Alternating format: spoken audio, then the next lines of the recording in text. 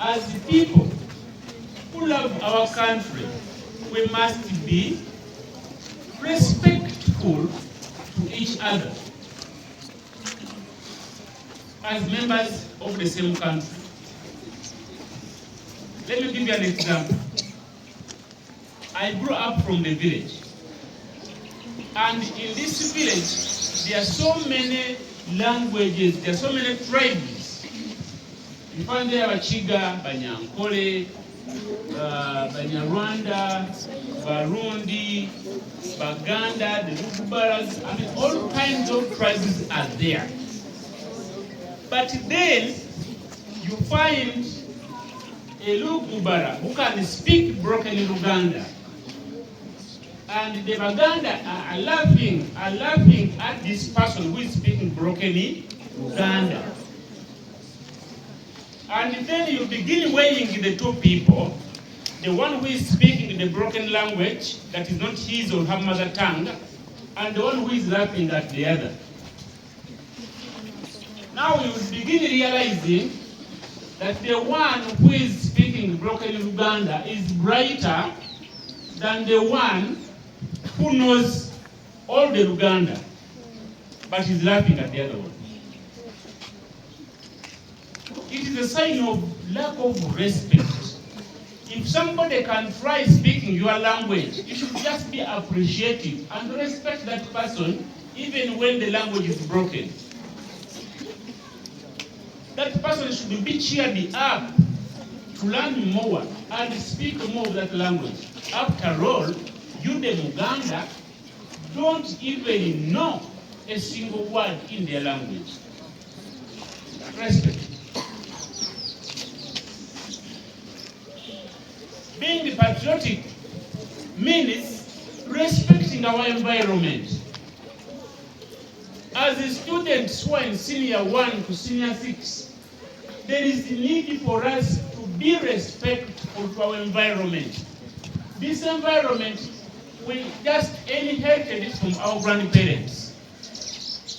The grandparents did all their best to protect this environment for us. They planted the trees.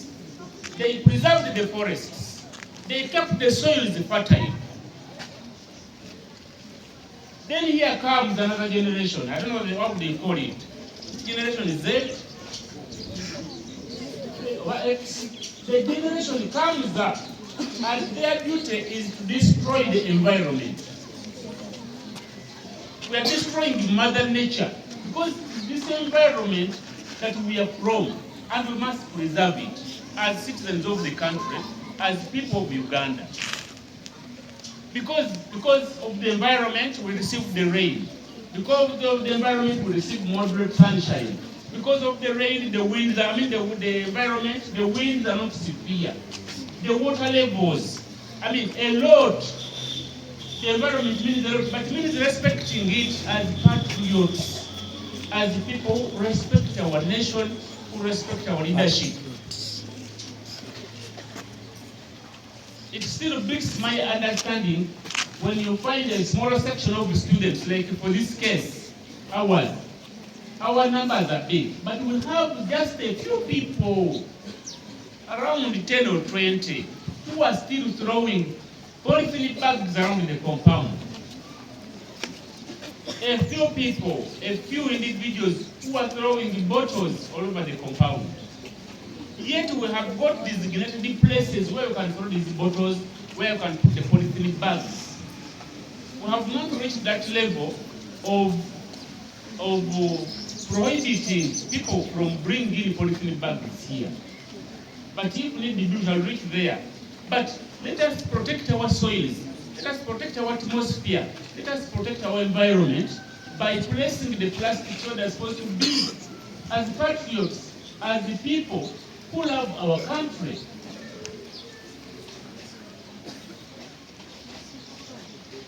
A patriot must be disciplined. And when we talk about discipline, it is a wide word, wide. Because there is discipline, fitting in society, behaving in the way other people expect you to behave. And then there is self-discipline, where you restrain yourself from doing certain things. as somebody who has got self-discipline. So, recently I was moving around and I met a teacher of one of the schools around. And this teacher was very appreciative of our learners.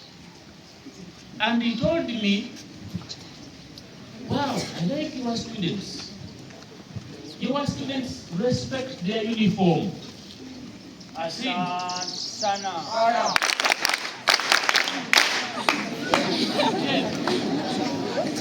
I paid close attention to find out what this teacher really meant.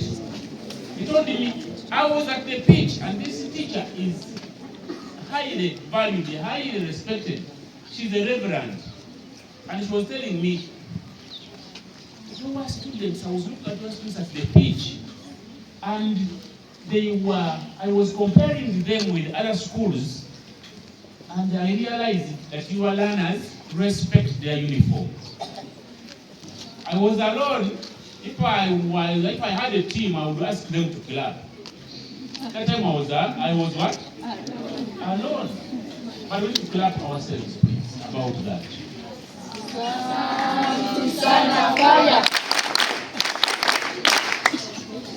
But as I said earlier, these two elements, if you are 600, if you are 500, the 480 are respecting the uniform, and the 20 don't respect the uniform. The 20, that is insanity. You know somebody called insane? Yes. Because somebody who does things quite different from the rest of the people. Others are tucking in, that person is not tucking in.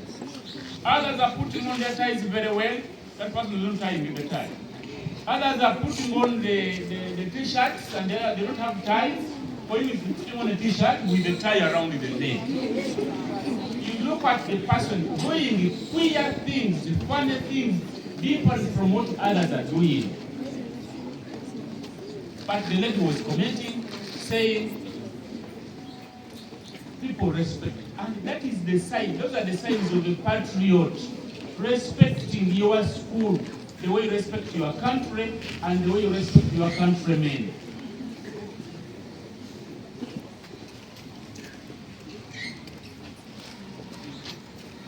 Respecting the country, respecting your school, respecting your uniform, respecting your countrymen, your other people around.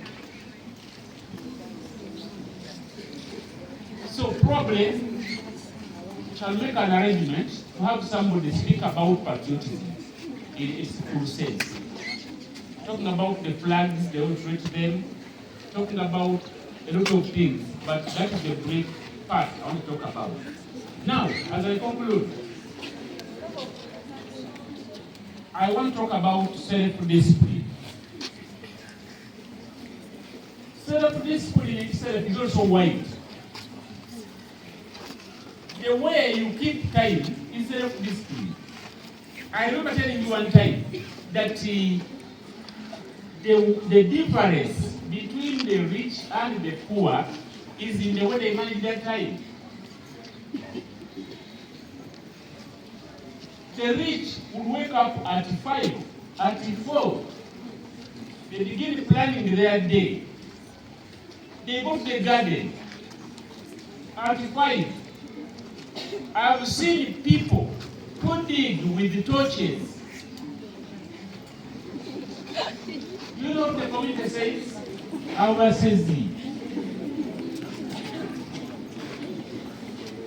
You find somebody working at 4 in the morning, you'll say, oh, you'll let someone away.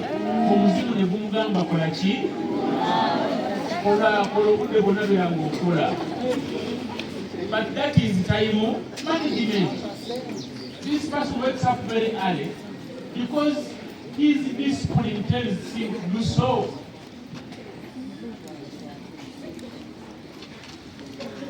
A student who has self-discipline will leave a place will leave a spot where others are making noise, and he or she goes in another place where there is noise, and he reads from there.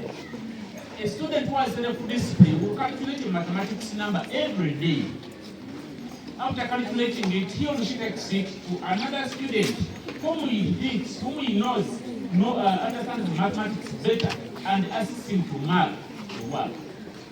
A student wants to become an engineer and is failing at physics, he will get a question bank from the bookshop at 13,000 or 15,000 and answer one physics question every day. Self-discipline. You put in an effort that is extra.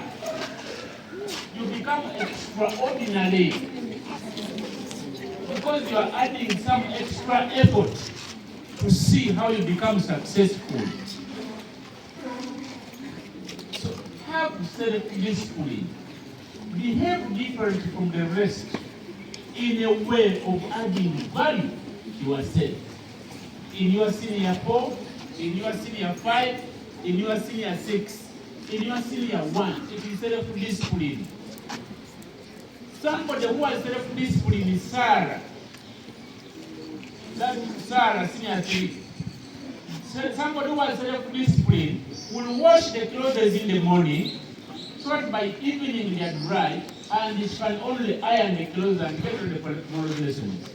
Somebody who has no self-discipline will play football. We are going to leave this place. Go down there, the dormitory. They will not play football. And at around 10 in the night, they will begin washing.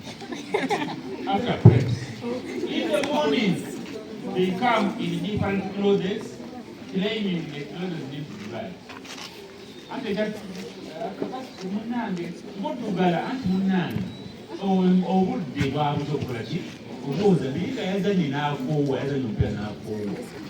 somebody who has self-discipline will create time to do things when others are doing funny things, playing around. So as a student of Saviour High School, who left other schools and came here, there are things you have to learn from your fellows, from your teachers, from the administrators. Implement them, put them into practice. Go back to the village, go back to your village when you are different, when you are changing, so that people can see the difference between you who came to Saviour and another one who went to different school.